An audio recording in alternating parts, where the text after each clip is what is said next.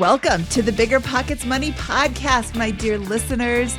We are on Finance Friday today, where we interview Ryan and talk about the nursing industry, owning a vending machine business, and we're going to discuss where to live, a house hack versus living alone.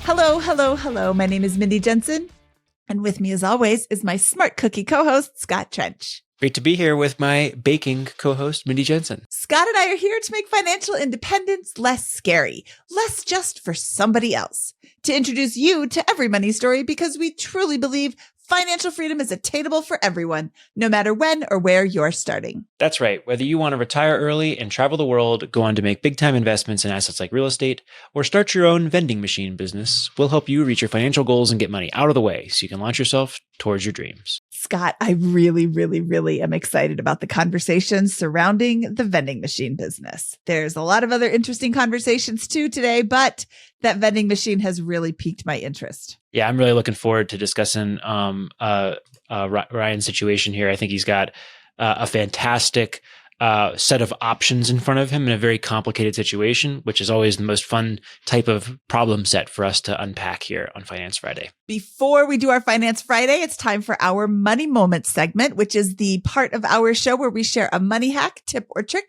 to help you on your financial journey.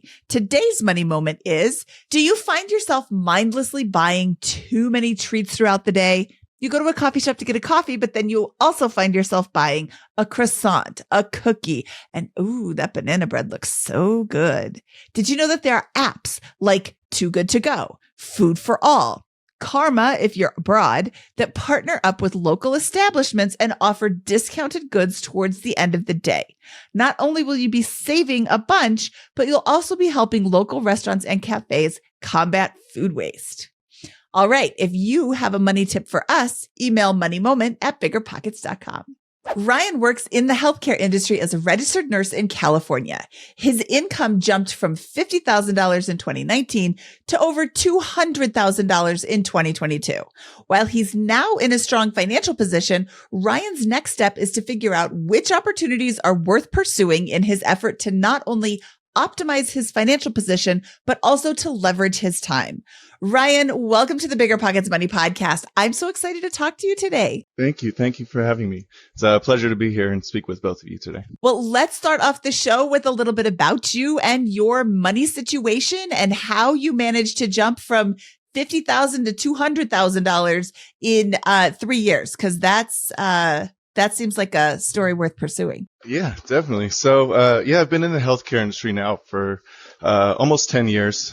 Started in the kitchen while I was going for my undergrad, and then was a CNA for a few years, and started going for nursing school, and finally finished my degree in 2019. So prior to that, I was working as an NA in the Bay Area, just 36 hours, but I was doing full-time schooling at that same time.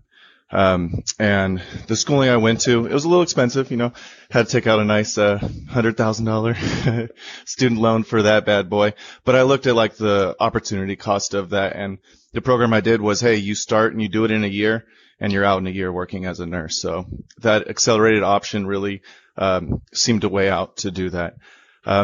Finished that in 2019. In 2020, got a job in nursing. Literally right before COVID.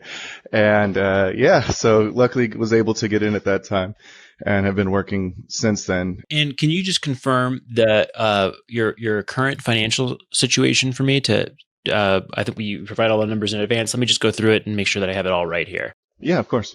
Awesome. So we earn about $200,000 a year. And that is, coming in from 13,000 in paycheck, basically income from your job, the nursing job. You have rent collection from your house hacking of $1,500 for the assuming 2 other rooms in your 3-bedroom house hack. Correct. Is that right? Yeah. You have a $2,000 vending machine operation, which I'd love to ask about and get into a little bit there. And then total expenses of $8,500 a month, which include mortgage as a big chunk of it, very reasonable grocery and eating out bill of $870, utilities, internet, phone, and streaming. I see you have tickets to the wrong NFC football team here in the 49ers. We're both 4-0. We're going to put up a good fight this year. So, go Eagles, go Birds on there. Love that. You're in a responsible position to be able to afford that with what you've got here. And about, a number of miscellaneous things that add up to about $8,500. You could clean up a few things by getting rid of the car payment, for example. And we can talk about those, but I think there are other issues that are going to be more in the 80-20 category of propelling your financial situation forward on life decisions coming up. How am I doing on the income and expenses? You agree with all that? Yeah, definitely. And most of those things too. I definitely pay off extra on my debts, and that's another thing I kind of wanted to speak to you guys about. My mortgage, what I put down $2,000 a month. My mortgage is only $1,620. So I put a little extra on that, but it's a 3% mortgage. Same thing with my private student loan, at 3.5%. My payment's like $670. I just put it up to $1,000 a month just to pay a little extra on that. And it always comes to that question, should I be saving this instead? Or is that the best way to kind of optimize this, kind of attack it from both ends? That I am putting away money, but I also want to get that debt off my back too. Awesome. Well, at the highest level, net of what you're currently doing, you're saving about $5,000 per month, not including any bonuses or unusual extraordinary income. Is that right? Yeah. Okay. So you have $5,000 or $60,000 a year to play with in terms of where we can allocate it. And then, to your balance sheet, you've got about $390,000 in assets around retirement accounts, 401k, 403b plans, a healthy amount in savings, a couple months of cash and savings, about $9,000. I guess that's 1 month of expenses the way you currently have it out here. And then you have some stocks and brokerage and pension accounts. Sound right? Yeah, that's about the total of those. And what is your house? What is the house hack worth currently? As far as what the mortgage is on the house? Yeah, how much is it worth and what's the mortgage? So it's worth, I looked on, Lil Zillow's estimate. I was to take the lower end, and it was about $400,000. When I bought it at $280. So, and now I owe still about $265 because I did refinance, pull some cash out. And then just to round out your position, I see about $87,000 in student loan debt, $28,000 in car loans, and $3,000 in credit card debt. Correct. Okay, so that's your financial position and a brief overview of how we got here. It sounds like the first question you had was where you should be allocating cash going forward, or are there some bigger goals you could maybe share with us about the things going up that would help us contextualize this and help out with the next phase? So I think the next phase of where I'm at, because I do make a good amount of money doing what I do, but I do have 2 jobs that I'm working right now. I have a part-time gig, and then I also have my per diem. I ended up working about 48 to 60 hours a week, which right now I love it, but there's those stressful days, right? Just like any job. It's very rewarding at times, but it's very taxing at the same time. So it's one of those things that within the next, let's say 3 to 4 years, I'd like to set myself up in a decent situation where I wouldn't need to work as many hours, where I can maybe just go down to part-time as my nursing job, still have benefits, still be contributing my 403b and everything, but have some extra income coming in on the side. But then it comes down to, I do have a pretty big expense on my hand, right? I mean, $8,500 a month for one person is a decent amount. So if I could chuck away some of the debt is what I thought, or to just add into that income area and supplement through either vending machines, housing, anything like that is kind of the goal to get ahead. And I will frame that here as well and just react and say, look, $2,000 of your expense is your mortgage payment. $1,500 of your current monthly total is going to be your federal and private student loan payments. Another $700 is going to be your car payment. So, and then you also are paying how much for credit cards here? $500 a month. So we have, what is that? That's $2,700 in non-mortgage expense. That changes the game. It's much easier to generate $6,000 a month than $8,500 if those debts are gone, right? And then we also have another $2,000 in the mortgage, which may be super low interest and not worth paying off, but just as a consideration, most of your expense is going towards debt service. Yeah. So Scott, we don't have $2,000 a month in mortgage. We have $1,600 a month in mortgage, and he's paying extra $400 a month. That's right. Yeah. On a 3% mortgage. If I was in Ryan's position, I would stop paying anything extra. If you still want to pay extra, put it into a savings account. So it's there in case you need it, but you're not paying off this killer 3% rate any faster than you have to. I mean, I have a high yield savings account that's paying 4.99% interest right now. So you could be making money on it if you just put it into a bank account while still having access to it as an emergency fund. But we're kind of getting ahead of ourselves. Let's look at this house. And you're currently house hacking.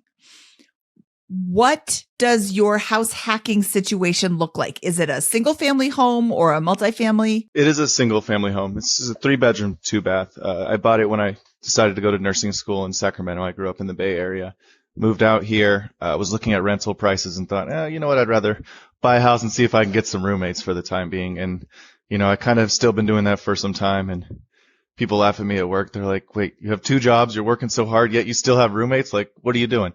But I honestly don't mind it. I love it. They're cool guys. We all get along really well, watch football together, play video games. So it's a good environment too, everything. But yeah, it's a single family home, just 3-bedroom, 2-bath. I have the master, and then they have the 2 other bedrooms. Okay. And you have a life-changing event coming up in the future. Yes, just a little bit, definitely. So still a little soon, but my girlfriend did find out that she is pregnant. And yeah, so we're looking at maybe May is when they're expecting the due date. So I still have a little time, but definitely, the timeline will come quick. Yes, it runs very, very quick. Okay. So what is your girlfriend's rent? You know what? She lives at home with her family. She moved back there about a year ago. Okay. To live with her family. So right now hers is 0. And, her expenses are actually really low. She doesn't have much payments on a car, anything like that. So she's fortunate on that. Good. You're both fortunate that you are both conscious about money. Sounds like. Yeah, no, it works really well. So is the plan to have her move in with you at sometime in the future, or is the plan for her to stay with her family? The plan would be for us to move in together sometime in the future. Definitely. I think it'd just be easier, of course, when raising a kid, right? Having both of us under the same roof. I think it's one of those things we've talked about and said like, it doesn't need to necessarily be on a timeline. It's not like, we need it, but it would be nice to, of course, have a house set up and established prior to the baby coming, just so we can, be a little more comfortable. Because I know once we have that baby working, everything else, that'll be a lot of moving parts, and then it'll make it a lot harder. Would the current house you live in be appropriate for that if you didn't have 2 roommates? Definitely. So that's an option on the table. That is one of the options that I'm thinking about on the table, is that, hey, if I cleared this out, because we said, it's killer mortgage, right? It'd be hard to find somewhere else that I could live for that cheap. So that is one of the options that I'm considering, is staying here, kicking out the roommates, and turning one of them into a nursery, and then her moving into here. Okay, awesome. What's another option you're considering for housing? Because that to me seems like the way to go. Yeah. And I'm leaning heavy towards that way. The other way I'm thinking is, housing prices out here aren't too crazy. Some are, right? But you could still get in a place for $400,000 to $500,000 in a pretty good neighborhood. And I've thought about like getting a place that, I could put a little work into and, rehab it and bring some, value to that place, and still get into it. But now the question is, I'm going from a 3%, $260,000 mortgage to a 7+% $400,000 mortgage, which the payment will be like $3,000 plus a month. So that would really hurt what I'd be able to invest per month. But then on the other hand, I've thought I can also cash flow this place for a good $900 to $1,000 a month if I rented this place out. Walk me through how that would work. What would be the rents when you moved out? So, I actually have spoken to my roommates, one of the roommates, about this and said, hey, if the chance comes that I moved out, they both do want to stay. So they would just have to start paying the utilities for this portion. I told them that's the only thing that would change for them. And then one of them wants to move into the master bedroom. So if I did the master bedroom for $1,000 and the other 2 rooms for $800 a piece, I'm looking at about $2,600. So I'm right around $1,000 cash flowing off this property. Okay, so they're paying utilities, and you're getting $2,600 in rent, and your mortgage, principal, interest, taxes, insurance is It's about 1620 something, 1630. Yeah. I would bake in an allowance for vacancy, for maintenance, for all those other things to the tune of probably $500 annualized or $500 a month, somewhere in that ballpark, total. And then, you'd also have to factor in property management. But yes, you have a cash flowing property in that situation. Not a ton, but a good amount. So this is a good deal here with that that mortgage based on my napkin math. But then his expenses go up significantly. Right. And that's where it is. My mortgage would dang near double. So that was one option. Another option I'm considering is a duplex option. That might be a little more money, but at least I could pull in half the rent from one side. So that would be somewhat of a house hacking and doing that. But that would also be in the hopes that 4 to 5 years from now, interest rates drop, which we don't know. We don't have a crystal ball to see where that will be going. Just in general, you have the option to leave the house and have it be a cash flowing asset. You could literally move anywhere in the world in theory, and it would be a cash flowing rental property if you left it. So that gives us lots of options there, not just limited to a similar house with a $400,000 mortgage or a duplex, but it's a good option. You have a good buy here, a good property, in my opinion here, on this one. I want to go back a second though to the vending machine operation. This is not an insignificant part of your situation. And how did we get to a place where we're getting $2,000 a month in net cash flow from this business? No, that is gross. That is gross. So it's about $1,000 a month. And I'm still pretty new to this. Being on night shift, we have some time to read some books. So I read Rachel Richards' book, Passive Income, Aggressive Retirement, and just different options you can have to make some, passive income. And I thought, this vending machine idea sounds pretty good. So I called around, got a hold of a gentleman, and he sold me a couple that I put into my gym. And I had those for a little over a year now. And then, just keeping a good relationship with him. And I know I've heard you guys mention this too, that there's becoming this population of aging adults that may not have children or anyone to pass their business down to. Well, he ended up telling me, hey, I know this lady who wants to sell her vending machines. Would you be interested in buying some of her vending machines? So he connected me with her. And so far this year, I've bought 2 of them that do about $1,000 a month. 2 locations between the 2. They do about $1,000 a month. I just bought another one from her that does about $700 a month. And then we're looking at buying another one this next month that does about $800 a month. So from that money, I've been kind of taking my profits and kind of just recycling it back into the business right now. What are you buying these vending machines for? So the first one, she did it for about half of the year's gross income on those. So if they did $12,000, she sold me it for $6,000 for that first location. The next one, same thing. So it's 6 months gross sales. So you got a year payback on these things, and then you own the machine free and clear, or you're back in the money basically. You're buying them in cash. You're not financing these, and they're just immediately starting to put essentially 100% annualized cash flow back in your pocket. Correct. So first one I bought cash. The second one, she said, hey, I don't mind.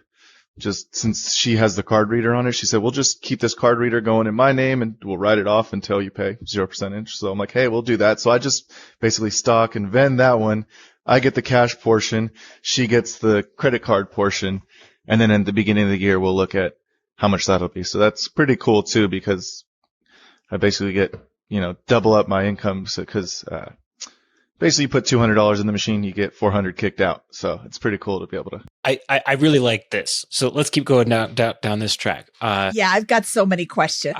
What's the work of stocking a vending machine? How much are you time are you putting into for these 3 machines currently? Yeah, so actually right now we have 4 locations, 7 machines. Oh, okay. Sorry, my apologies. Yeah, there. no, you're good. But yeah, so with those, I have the one at my gym. I check on that about once a week, but doesn't mean I have to service it every week. I at least have my eyes on that one. And that one, it takes me probably 30 minutes to load it up when I do go and load it, given that no problems come up and arise from that. I have one down the street. That's my busiest one. It's 10 minutes from my house. And that one I load up weekly. and it takes me about another 20 to 30 minutes to load that one. So altogether, with making the runs to the stores and everything, I'd say I probably spend less than 12 hours a month on it right now. Okay, I really like this. I like this a lot better than a duplex, frankly, right Same. now, in your situation. Same, because if you go to a vending machine and you're like, oh, everything's out, whatever, you just find another vending machine. If you go have a duplex and the power goes out or the furnace goes out, you have to fix that right away. So once you have a baby, as somebody who has had a baby, they're a lot of work. A lot of time. They're a whole lot of work. I really like the vending machines. You mentioned that she has more to sell. Does she still have more to sell? Oh, yeah. So, just casually the other day, because I was mentioning to her, and she said, in this warehouse that she has it all in, all her supplies. And she said, yes, push about $400,000 worth of product out of this. I'm like, oh, that's not a small little amount that she's selling out there. And she's 71, 72, and has kind of mentioned to me that she is looking for one person to buy most of her accounts. And she wants someone that it's her baby, right? So, and this is where I'm at. And this is where I'm trying to understand and be like, hey, that this is your baby. What can I do to care for this thing, right?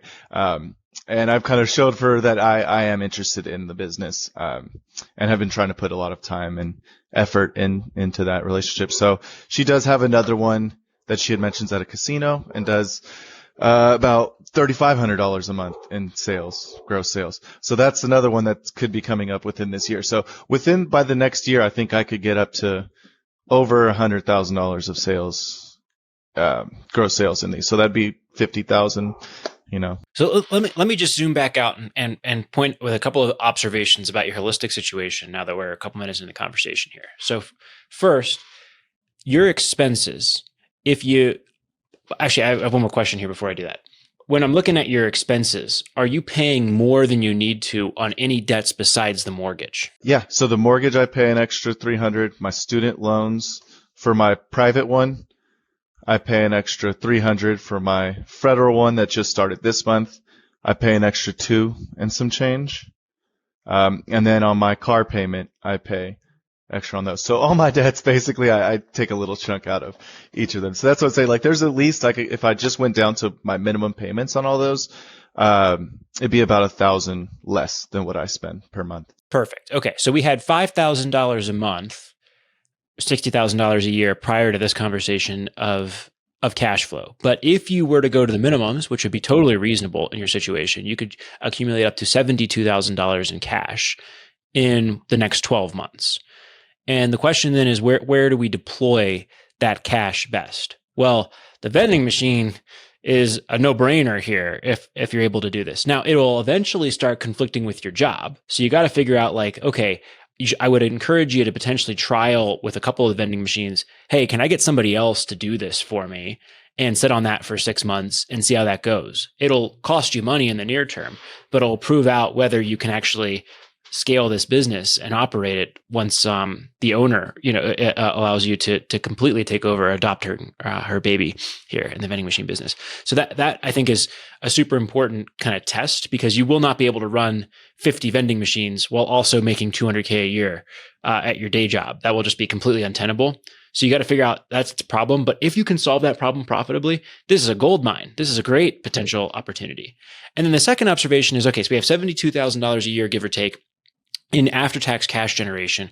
Where do we deploy? And by the way, you're also contributing to your 403B and 401k, right? How much are you contributing annually to those? So I already maxed out my 403B for this year. I just kind of front load it. I do 20% from both jobs.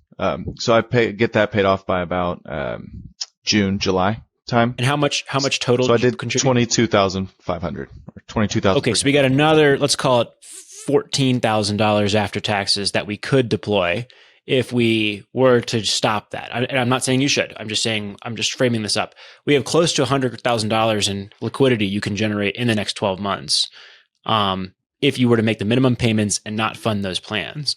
And then you have a choice about where to deploy that here. You can pay off the debt, you can buy more vending machines, or you can invest in the next real estate project. Essentially are the three options that we've discussed here. Is there another one or other options that we should be considering? with this cash? No, I think you kind of did that. I mean, or, instead of paying off the debts, just kind of focus more on my brokerage account or after tax or just savings, right? Build up a nice emergency fund, I think would be a good goal to have. I'm going to frame a bias I have, and you can confirm if this is correct or not. Okay. But with nursing, I've seen salaries skyrocket for many folks in the last couple of years. Like $200,000 seems very high from an income perspective for nurses, especially relative to a couple of years ago, right? You saw a 4x increase.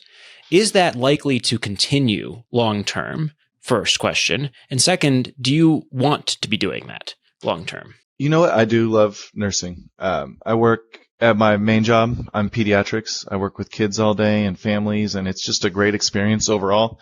Very rewarding, very, very fun to do, right? So that's something that I would see myself continuing to do. And I put myself in a position where this last year I took a part-time position there.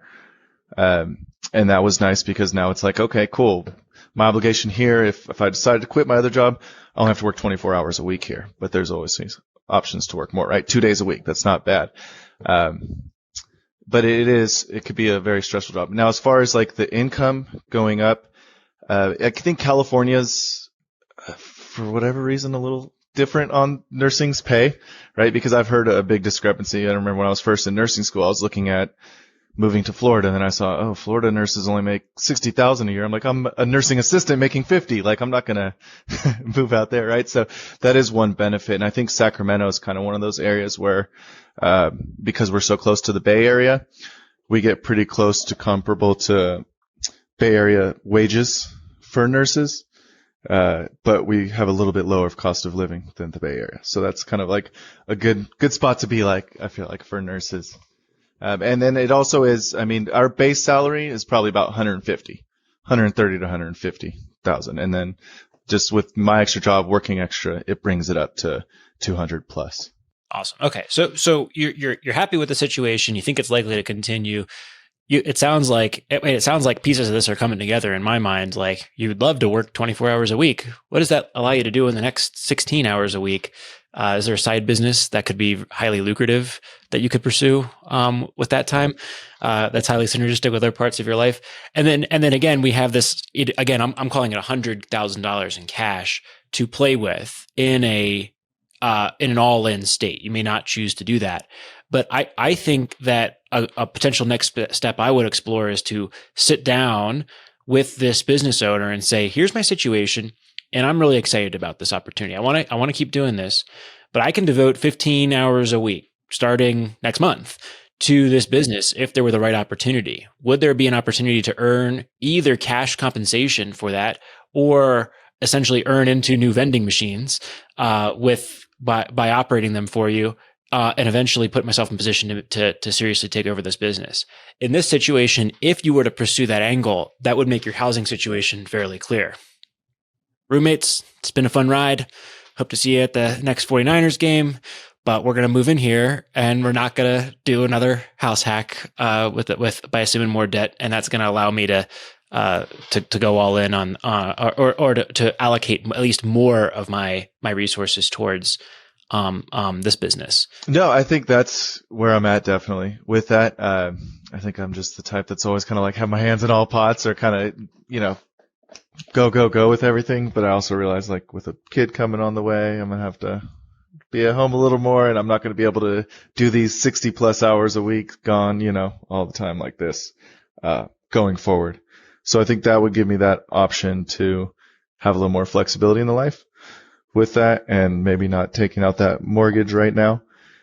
Because I think that is a good option. Because like we said, the best situation I have right now would be to stay here, and that would keep my expenses low. Because if I went into another property right now, I'm taking my expenses from 7,000 to now they're going to be up to 10, 12,000 with everything included, which would be, a little too much. I didn't like that option before I heard about the vending machine. Now that I know about the vending machine, I like that option even less, because you're increasing your expenses for not really, your housing expenses are going to be $3,000, but you're going to make $900 a month. You're still paying more. I like staying, and you can always buy another house down the road. Like maybe next year she decides to retire, gives you her entire vending machine business at 0% mortgage, and you're making so much money that you quit your nursing job and you just do vending machine full time. Then you can go buy 100 houses or whatever. But right now I would pay nothing extra on any of these debts that you have because the interest rate is so low. And instead, I would hoard cash for the next vending machine opportunity.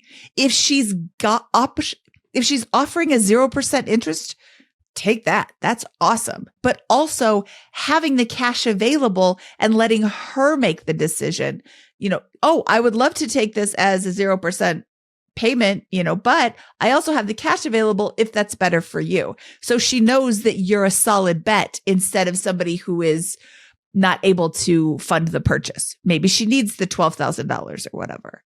I would also start thinking about pulling back on working so much at the day jobs because you have to work 11 days a month. I want to disagree with this one point on Mindy's behalf here. I think you grind as hard as you can until baby comes. And then you start pulling back on that because this is a time to rack up a ton of cash, which can only fortify your position going into baby's birth there. I was going to say as the baby gets closer. But yeah, I mean, you're making a ton of money right now and the vending machine isn't making a ton of money right now. So yes, but then as the baby comes, like I said before, spoiler alert, that baby's going to be a lot of work. And is your girlfriend working currently, and does she plan to continue working after the baby comes? So the plan, she works in the hospital as well. So that's the good part that, if I went just to my part-time and she was there full-time, she does 3 12s, I do 2 12s. That's 5 days a week. We still have 2 days off together and we could make that work. But what we have mentioned and talked about too, which I think we're really leaning towards, she's a nursing assistant right now. And, hey, we just said same thing. Few years of schooling, you could literally triple your income. So I think our option for her will be, stay at home with the baby for at least 6 months, see if she could go to per diem at the job we're at right now.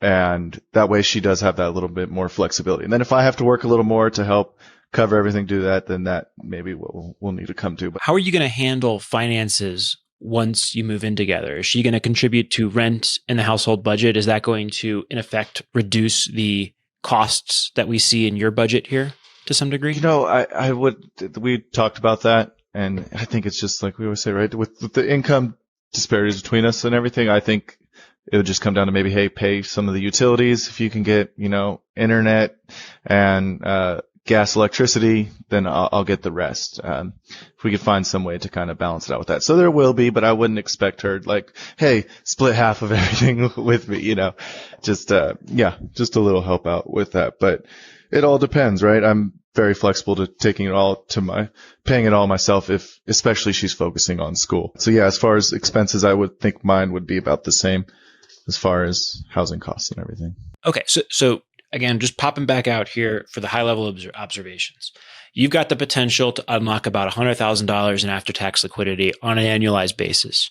That could go towards your savings account. It could go towards vending machines. It could go towards debt. It could go towards investments in, a tax advantage retirement accounts and then your brokerage account, or it could go towards the purchase of your next property, which could be a fixer-upper or a secondary house hack.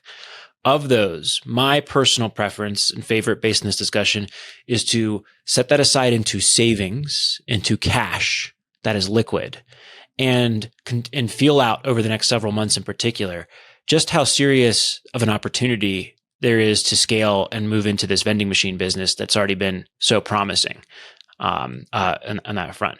If it doesn't work out, you can always use that cash to then pay off debt early or put it into the retirement account, or you can pre-fund your retirement accounts like you did last year.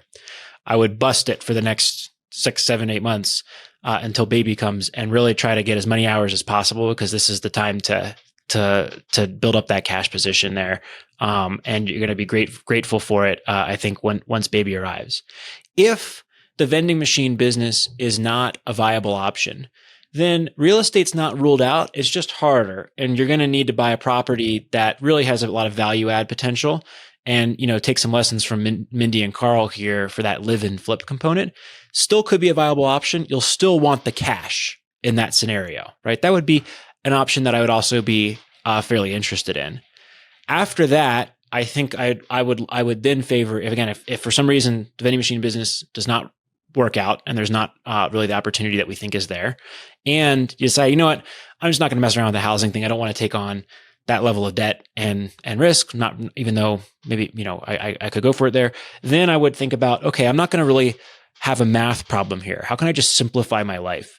And I would go Dave Ramsey snowball in that scenario and just knock out these debts, right? I get everything but the mortgage paid off, and that'll be a freeing thing. It'll give you more options a year or two from now, and you could knock that out within a 2-year period. It would be slightly inefficient. The math wouldn't work as well in your spreadsheet, but you might pop up in a year and a half with a lot of really good options there, a really high spread between your income and your expenses, and a really low cost of living with your housing situation. So that would be my order of operations coming out of this discussion based on that. And it sounds like you were largely agreed, at least with item 1 there, as a fun one to explore. Yeah, no, I think you're right on that one. That, keeping my expenses as low as possible right now, kind of putting my head down and just grinding for the next few months. And then I think that'll be my big goal, though, is because every time I see something in my checking account, I just happen to, let me throw more towards my brokerage or, more towards the debts. And maybe I should just, it's okay to have that just sitting in the savings account, I really want to go start my own vending machine business now, Scott. I want to go connect with this lady, except I don't want to run them in California. So I have to go find somebody in the Longmont area. If you've got a Longmont vending machine business that you're looking to sell, reach out to Mindy at BiggerPockets.com.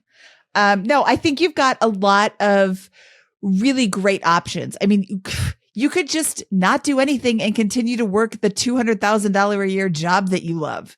Who gets that option? I mean, we didn't even discuss that option yet. Just stick to what you're doing, and that's a good choice. You like your job and it pays well. Gosh, what a hardship. It does, but there's those days, I mean, it's a taxing job. So that's another reason that I'm like, okay, I don't mind working hard now, but I definitely don't want to be continuing to do this 10 years from now.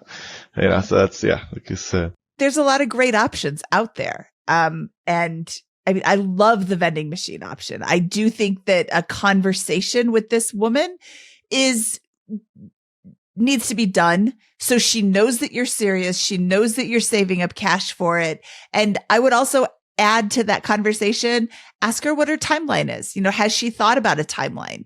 She's looking to sell in the next year, in the next 5 years. That'll give you some guidance too. Do you need to save up $100,000 in the next year?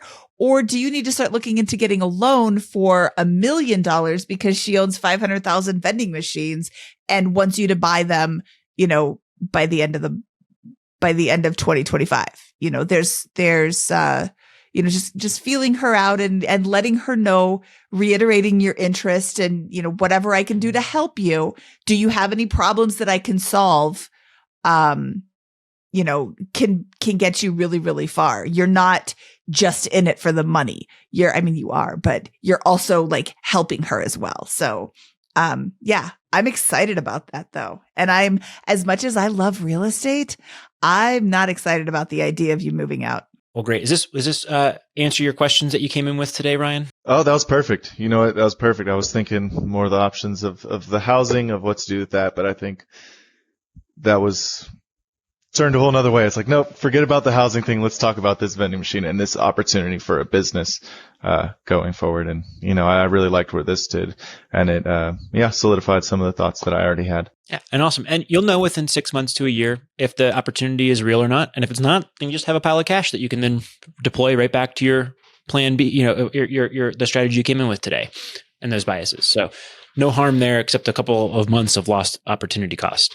But I think that's worth it in this situation. I'm excited. Well, thank you so much for coming on today. And we hope you have a great rest of your week. And I'm excited for you as your family gets started coming up in 2024. Thank you very much. And thank you for having me on here. It was a pleasure talking to you both. And thank you for the advice. Appreciate it. All right, Scott, that was Ryan. And that was a fabulous set of problems. I really enjoyed hearing about his situation. I think he's got a good set of things that he's got to choose from. I love that vending machine idea. Yeah. And I want to call it a couple of things here, right?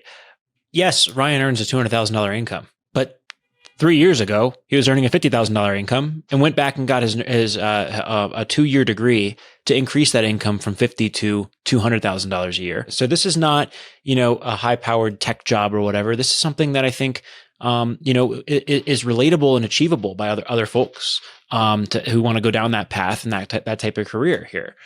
So really, really impressed with his decision making and how he got to this position, the big options and the big decisions that he's created for himself with the career choice that he's made, with the house hack that he put himself into here at a great low interest rate mortgage with a couple of roommates. That's going to give him the option to either cash flow it after he moves out, or say goodbye to his wonderful roommates and have a very low, very affordable cost of living situation when his baby comes. So love all that. And then not to mention the big one, the vending machine business. Yes, the growing vending machine business, which I think is the real winner here. So I'm super excited for that. I hope he stays in touch and not only sends us baby pictures, but also shares with us the success of his vending machine and what happens when he when he talks to the woman with all of the vending machines in the area. I'm super excited for that conversation for him. Yeah, Mindy, I think we're going to see more stories like Ryan's of people finding opportunity in this space. The opportunity in the small business category, stuff that we talked about in the past year, stuff that Cody Sanchez is a big expert in, and Alex Hormozy and some of these other experts talk about. There's real opportunity there, and not enough people buy in a lot of these small businesses that are coming down. And if you have the ability to accumulate enough for a down payment on a rental property, you may also have enough to begin being a serious contender in some of the purchases of these types of business opportunities. And I'd encourage you to keep an eye out for both of those. Absolutely, Scott. All right, should we get out of here? Let's do it.